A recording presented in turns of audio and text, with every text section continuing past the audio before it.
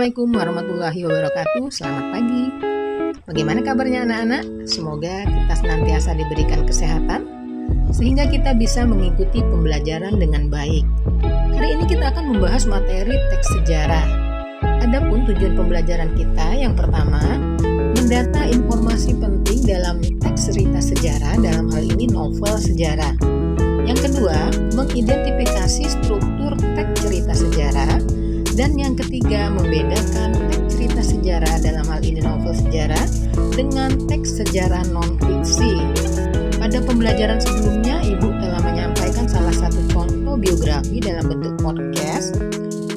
Biografi adalah salah satu contoh teks cerita sejarah yang bersifat non-fiksi.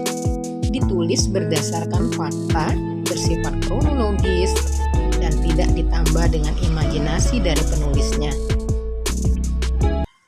Nah, ini contoh lain dari biografi, misalnya biografi Insinyur Soekarno, B.J. Habibie, Alex Ferguson, kemudian ada juga foundernya Facebook, Mark Zuckerberg.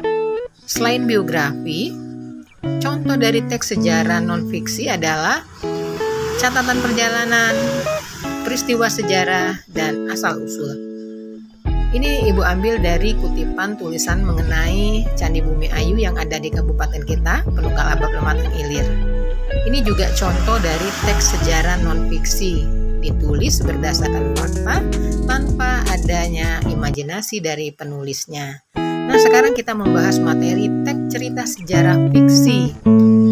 Teks cerita sejarah fiksi merupakan cerita yang ditulis berdasarkan peristiwa sejarah, namun telah ditambah dengan imajinasi penulisnya. Penulis bisa saja mengubah latar, mengubah waktu, menambah tokoh yang menurut penulis akan membuat cerita lebih menarik.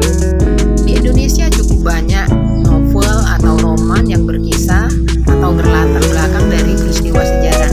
Misalnya Gadis Kretek, kemudian ada juga Bumi Manusia yang berkisah tentang zaman kolonial Belanda di Indonesia. Ada Ronggeng Duku Waru, ada pula Laskar Pelangi, yang kesemuanya berkisah tentang sejarah namun ditambah dengan imajinasi dari penulisnya. Untuk strukturnya, struktur teks cerita sejarah sama dengan struktur kisah fiksi lainnya, yaitu terdiri dari abstrak, orientasi, komplikasi, klimaks, resolusi, dan koda.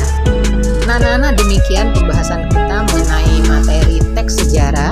Mudah-mudahan kalian memahami dan bisa membedakan teks sejarah non-fiksi dan teks sejarah fiksi. Demikian penjelasan mengenai teks sejarah. Tetap semangat belajar Indonesia tangguh. Wassalamualaikum warahmatullahi wabarakatuh.